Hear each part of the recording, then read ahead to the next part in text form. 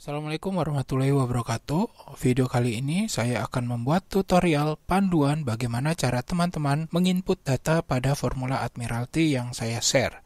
Panduan ini agar teman-teman tidak salah input dan salah interpretasi yang mengakibatkan hasil pengolahan dan analisis data tidak sesuai.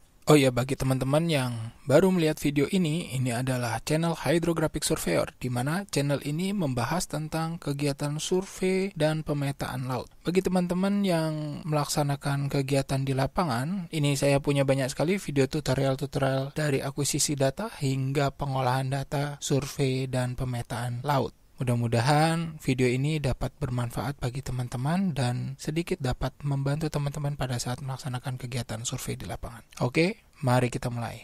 Ini adalah formula Admiralty yang dapat digunakan dalam dua mode. Yang pertama adalah pengamatan seri 15 piantan dan mode berikutnya adalah pengamatan seri 29 piantan. Di sini sudah saya siapkan data pengamatan pasang surut selama 29 piantan atau 30 hari. Tinggal kita copy, kemudian paste di sini.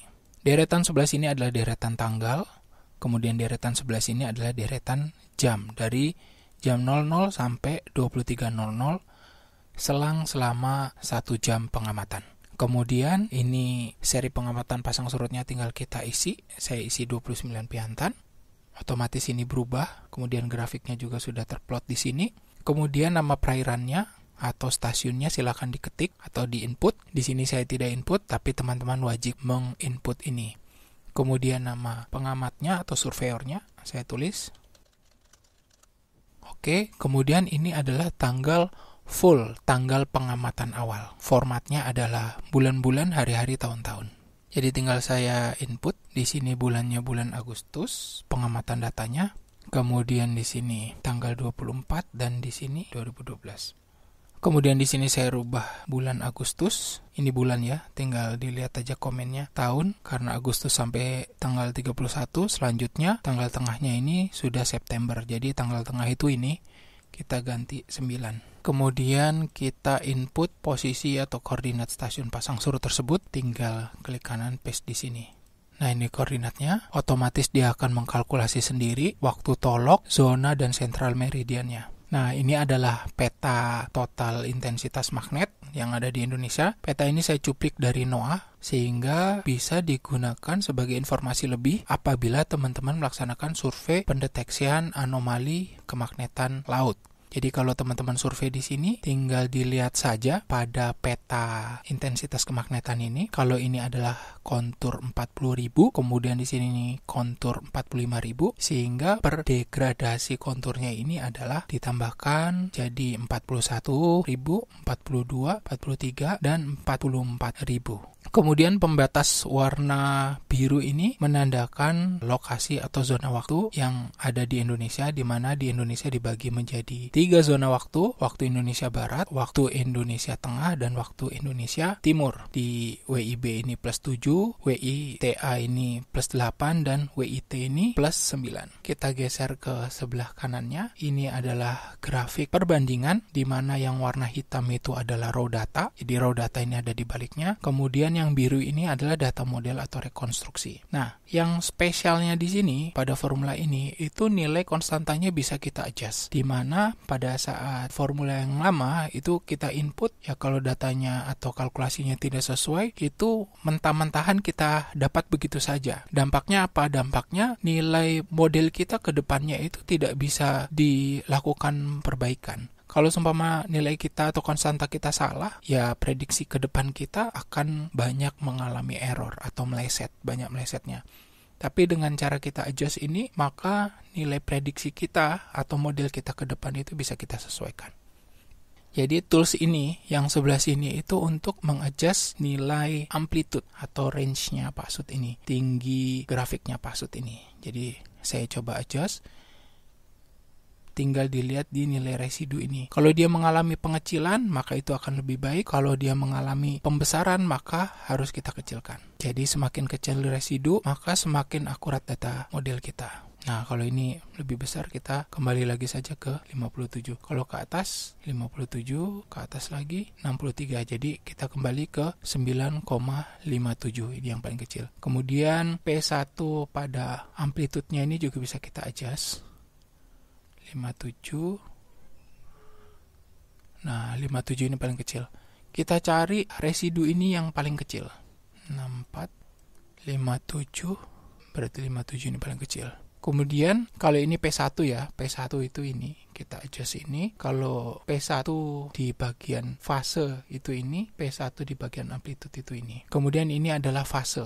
Nah, fase itu bisa kita lihat dari sini. Ini kelihatan sekali ya. Jadi antara raw data dengan model itu memiliki perbedaan fase. Nah, dengan tools ini itu bisa kita matchkan sehingga si fase itu memiliki perbedaan atau residu yang seminimal mungkin.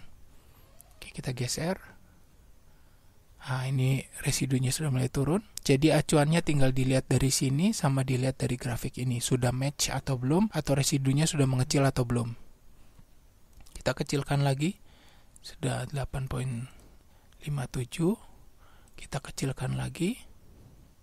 Sudah 7. Ini sudah mulai agak menempel. Kita kecilkan lagi. Kita kecilkan terus. 6,69, 6,41. Terus ini sudah mulai nempel.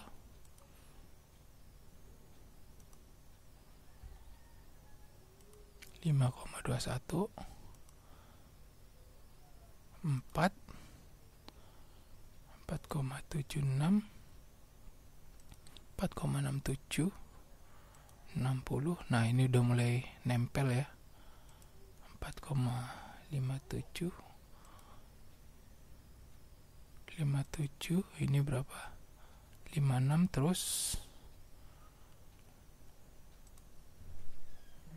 oke, ini sudah paling kecil 4,56. Terus kita cek yang lainnya juga. Apakah masih bisa mengecil?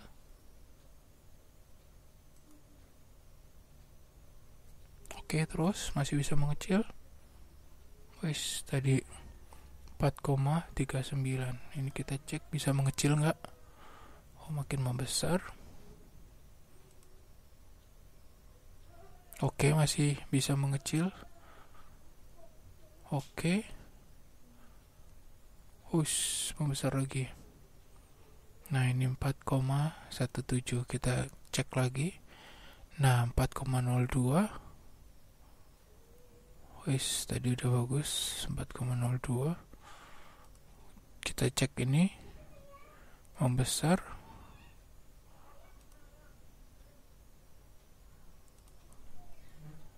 Oke, ini residunya 4,02 cm. Apakah masih bisa mengecil? Oh, sudah tidak bisa, teman-teman. Kayaknya ini udah maksimal. Ya.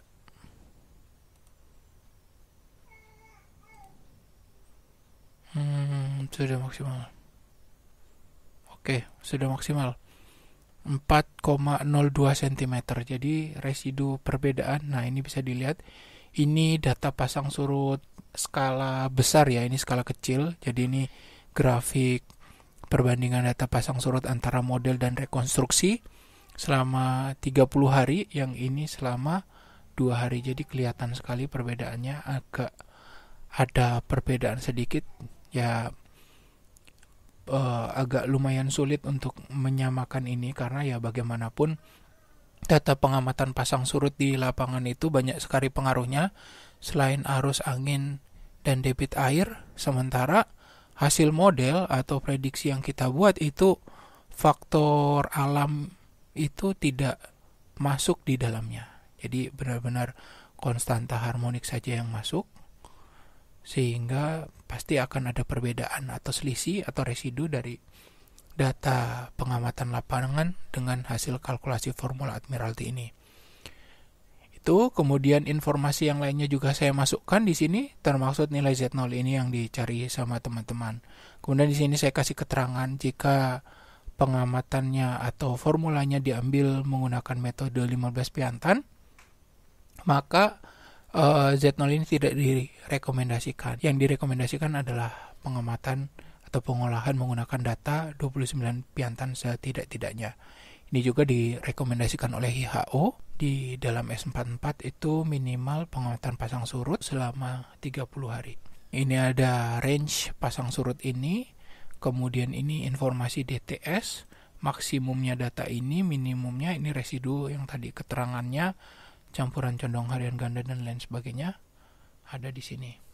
Nilai Fromzalnya juga ada di sini. Kemudian yang spesial lagi, sumpama ini saya ganti 15 piantan, otomatis formula ini berubah ke mode 15 piantan, bahkan jika ini kita hapus. Kita hapus juga ini data ini.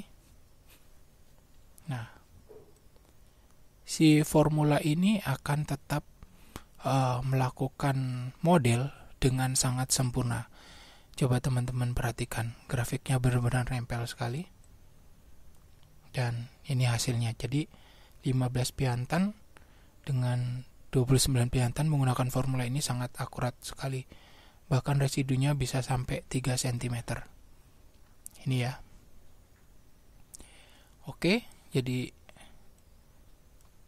formula ini sudah saya lengkapi sekali.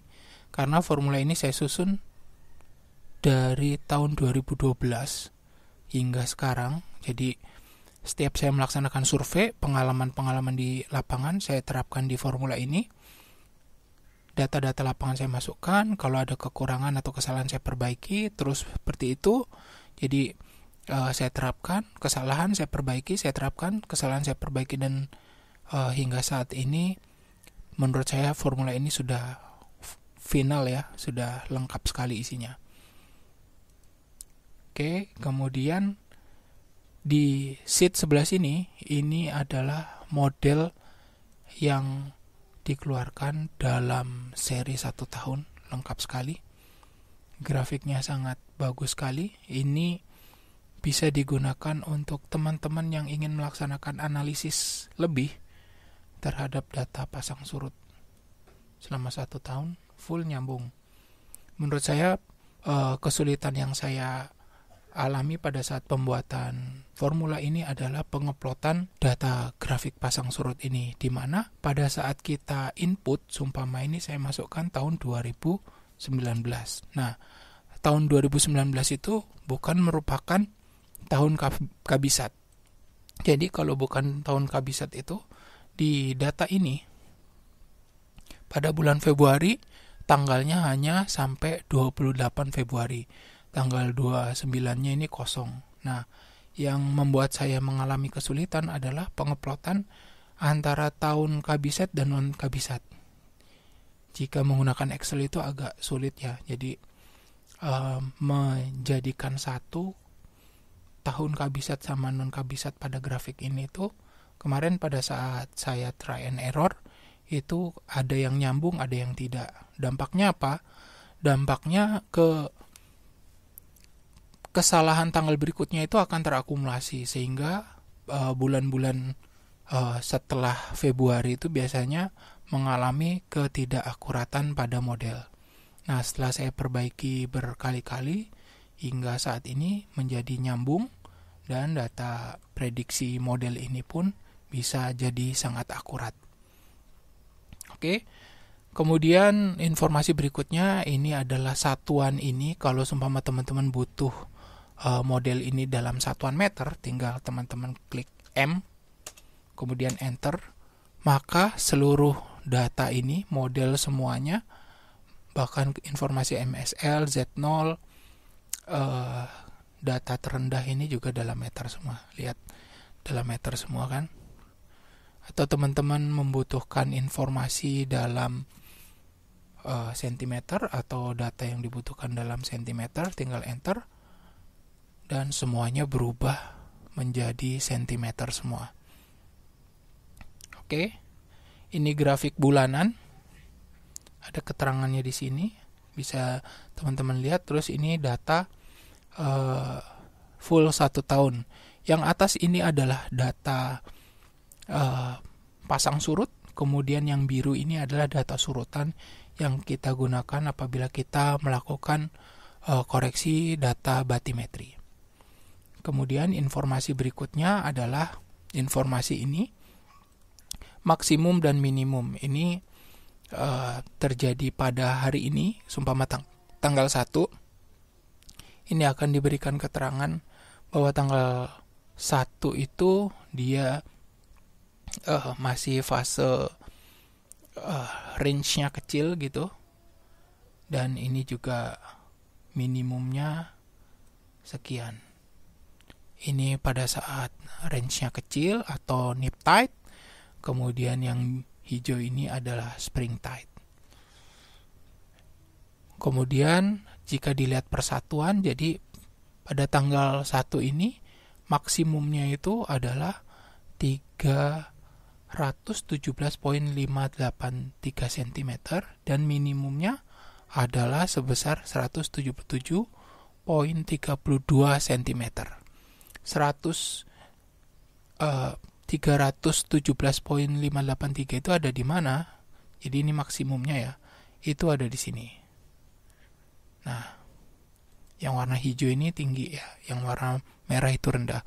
Kemudian 117 itu ada di mana? Ada di sini. Oke. Kemudian ini untuk semuanya, jadi teman-teman bisa melihat periode tersurut pada bulan itu dan terpasang pada bulan itu. Ini terpasang pada bulan itu pada tanggal sekian, ya, tanggal sekian. Tersurutnya itu pada tanggal sekian, tinggal diluruskan aja. Kemudian ini adalah kolom QCZ0. QCZ0 ini fungsinya jika di sini ada angka minus atau minimumnya di sini itu minus, berarti Z0 kita itu tidak sesuai. Karena walau bagaimanapun Z0 itu kalau nilainya minus, hasilnya minus, itu tidak akan bisa digunakan untuk penyurutan data batimetri. Sehingga kalau di sini ada keterangan minus, berarti Z0 kita perlu kita tambahkan. Atau dalam arti kata perhitungan Z0 kita belum sesuai.